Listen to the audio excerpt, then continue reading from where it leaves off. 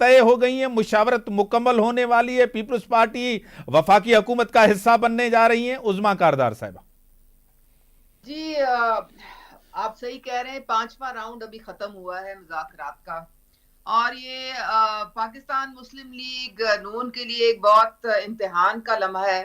پہلے بھی ہم لوگوں نے جو پی ڈی ایم کی 16 مہینے کی جو حکومت تھی وہ بڑی بادر ناخواستہ ہمیں لینی پڑی. بالکل میاں محمد نواز شریف اس حق میں نہیں تھے کہ ہم وہ حکومت لیں. انہوں نے تو بلکہ کہا تھا الوداعی تقریر لکھیں اور آپ اسمبلیوں کو ڈیزالو کر دیں اور پھر ہم الیکشن میں جائیں گے. لیکن ریاست کے لیے بہت بڑی سیاسی قیمت پے کی, اور ابھی بھی بالکل وہی حالات ہیں. آپ نے دیکھ لیا ہے کتنا مشکل ہو گیا ہے. پیٹرول کی ابھی قیمتیں بڑھی ہیں, گیس کی جو بل ہیں وہ پوری دنیا جو ہے, چاہے وہ امیر ہو چاہے غریب ہو, وہ رو رہے ہیں, ٹھاسو رو رہے ہیں جو گیس کے بل آئے ہیں ساروں کے پاس. ان حالات میں ہمیں کہا جا رہا ہے کہ جی آپ حکومت بنائیں.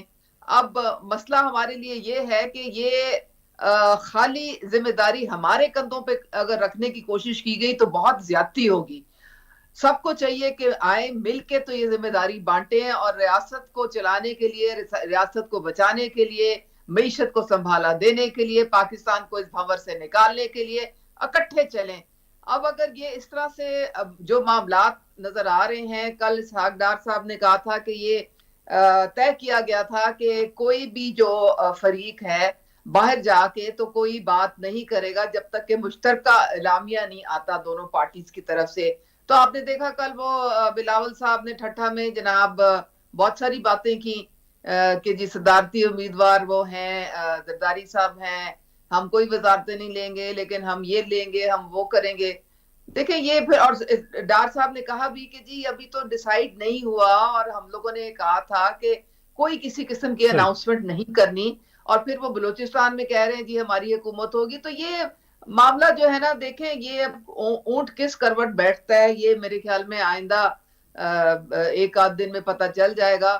اس وقت ہماری پارٹی میں 90% لوگ یہ کہہ رہے ہیں بشمول لیڈرشپ کے کہ یہ حکومت ہمیں نہیں لینی چاہیے. جن کے پاس جو یہ اس وقت کہہ رہے ہیں کہ ہمارے پاس سب سے زیادہ ووٹ ہیں اور ہم سب سے بڑی پارٹی بن کے آئے ہیں, تو ان کو موقع دیا جائے, وہ حکومت بنائیں, وہ چلائیں ذرا اس حکومت کو.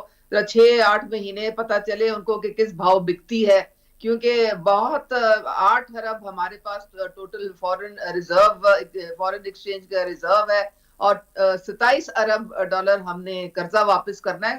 تو یہ کوئی خالہ جی کا گھر نہیں ہے, اور یہ کوئی ایسا اقتدار نہیں ہے جو کوئی بھی لینے کے لیے خوشی سے قبول کرے گا. بہت مشکل حالات عظمیٰ ہیں. صاحبہ, آپ کی دوست یعنی کہ پہلے ابھی تو نہیں, نصرت واحد صاحبہ میرے ساتھ ہیں ٹیلی فون لائن پہ, وہ کہہ رہی تھی ہمارا اس دفعہ بھی مینڈیٹ چوری کیا گیا ہے, ہمارے آزاد جیت کے آر گئے تھے, وہ ہمیں پنجاب کے اندر, سینٹرل پنجاب کے اندر اور کراچی کے اندر ہمارا مینڈیٹ چوری ہوا ہے, ہمیں اپنا مینڈیٹ واپس کیا جا رہا ہے. کیا کہیں گی؟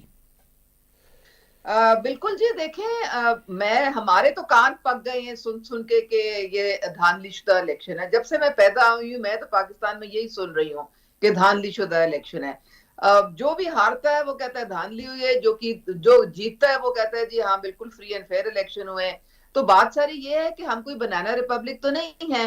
ہمارے یہاں پہ ایک آئین ہے, ایک قانون ہے. اگر جس کو بھی جو شکایت ہے, گلہ ہے, شکوہ ہے, وہ جائیں ایپلیٹ کورٹ میں جائیں, وہاں پہ الیکشن کمیشن جو ہے وہ ان کو دیکھے گی. ان کا بہت سارے کیسز جو ہیں وہ چل بھی رہے ہیں, دوبارہ کاؤنٹنگ بھی ہو رہی ہے, سارا کچھ ہو رہا ہے. پھر آپ کے ہائر کورٹس ہیں, ہائی کورٹ ہے, سپریم کورٹ ہے, آپ ادھر جائیں, وہاں پہ سارا معاملہ جس طرح سے بھی ہوگا.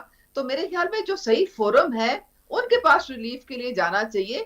یہ بالکل یہ سڑکوں پہ نکلنا اور لوگوں کی زندگی مشکل بنانا, اور معیشت جو پہلے ہی بیچاری جو ہے انٹینسو کیئر میں, اس کو اور شدید جھٹکے پہنچانا, یہ کہاں کی انسانیت ہے؟ یہ کوئی محب وطن پاکستانی نہیں کر سکتا. پاکستان متحمل ہی نہیں ہو سکتا اس طرح کی جو استحکام کو جو آپ شوق لگاتے ہیں. یہ